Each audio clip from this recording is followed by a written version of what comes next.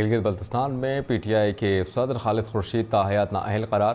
Election commission کے فیصلے کے مطابق خالد خورشید کسی بھی قسم کے پبلک آفس کو ہولڈ نہیں کر سکیں گے۔ سابق وزیر اعلیٰ خالد خورشید کو جعلی ڈگری کیس میں وزارت اعلیٰ سے ہاتھ دھونا پڑا تھا۔ گلگت بلتستان میں پی ٹی آئی کے صدر خالد خورشید تاحیات نااہل قرار۔ الیکشن کمیشن کے فیصلے کے مطابق خالد خورشید کسی بھی قسم کے پبلک آفس کو ہولڈ نہیں کر سکیں گے۔ سابق وزیر اعلیٰ خالد خورشید کو جعلی ڈگری کیس میں وزارت اعلیٰ سے ہاتھ دھونا پڑا تھا۔ گلگت بلتستان میں پی ٹی آئی کے صدر خالد خورشید تاحیات نااہل قرار۔ الیکشن کمیشن کے فیصلے کے مطابق خالد خورشید کسی بھی قسم کے پبلک آفس کو ہولڈ نہیں کر سکیں گے۔ سابق وزیر اعلیٰ خالد خورشید کو جعلی ڈگری کیس میں وزارت اعلیٰ سے ہاتھ دھونا پڑا تھا۔ گلگت بلتستان میں پی ٹی آئی کے صدر خالد خورشید تاحیات نااہل قرار۔ الیکشن کمیشن کے فیصلے کے مطابق خالد خورشید کسی بھی قسم کے پبلک آفس کو ہولڈ نہیں کر سکیں گے۔ سابق وزیر اعلیٰ خالد خورشید کو جعلی ڈگری کیس میں وزارت اعلیٰ سے ہاتھ دھونا پڑا تھا۔ گلگت بلتستان میں پی ٹی آئی کے صدر خالد خورشید تاحیات نااہل قرار۔ الیکشن کمیشن کے فیصلے کے مطابق خالد خورشید کسی بھی قسم کے پبلک آفس کو ہولڈ نہیں کر سکیں گے۔ سابق وزیر اعلیٰ خالد خورشید کو جعلی ڈگری کیس میں وزارت اعلیٰ سے ہاتھ دھونا پڑا تھا۔ گلگت بلتستان میں پی ٹی آئی کے صدر خالد خورشید تاحیات نااہل قرار۔ الیکشن کمیشن کے فیصلے کے مطابق خالد خورشید کسی بھی قسم کے پبلک آفس کو ہولڈ نہیں کر سکیں گے۔ سابق وزیر اعلیٰ خالد خورشید کو جعلی ڈگری کیس میں وزارت اعلیٰ سے ہاتھ دھونا پڑا تھا۔ گلگت بلتستان میں پی ٹی آئی کے صدر خالد خورشید تاحیات نااہل قرار۔ الیکشن کمیشن کے فیصلے کے مطابق خالد خورشید کسی بھی قسم کے پبلک آفس کو ہولڈ نہیں کر سکیں گے۔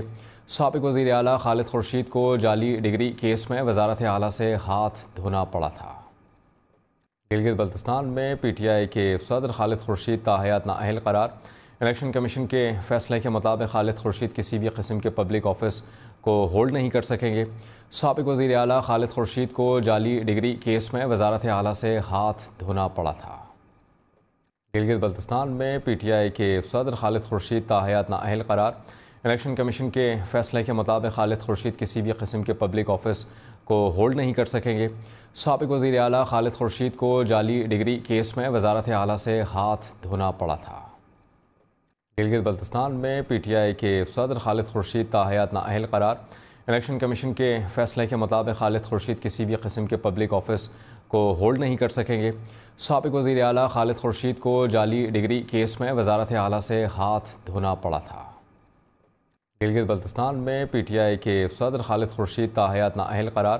الیکشن کمیشن کے فیصلے کے مطابق خالد خورشید کسی بھی قسم کے پبلک آفس کو ہولڈ نہیں کر سکیں گے۔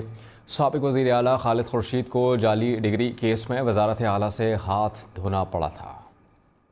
گلگت بلتستان میں پی ٹی آئی کے صدر خالد خورشید تاحیات نااہل قرار۔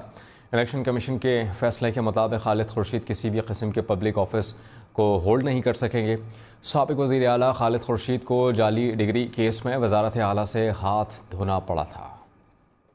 گلگت بلتستان میں پی ٹی آئی کے صدر خالد خورشید تاحیات نااہل قرار۔ الیکشن کمیشن کے فیصلے کے مطابق خالد خورشید کسی بھی قسم کے پبلک آفس کو ہولڈ نہیں کر سکیں گے۔ سابق وزیر اعلیٰ خالد خورشید کو جعلی ڈگری کیس میں وزارت اعلیٰ سے ہاتھ دھونا پڑا تھا۔ گلگت بلتستان میں پی ٹی آئی کے صدر خالد خورشید تاحیات نااہل قرار۔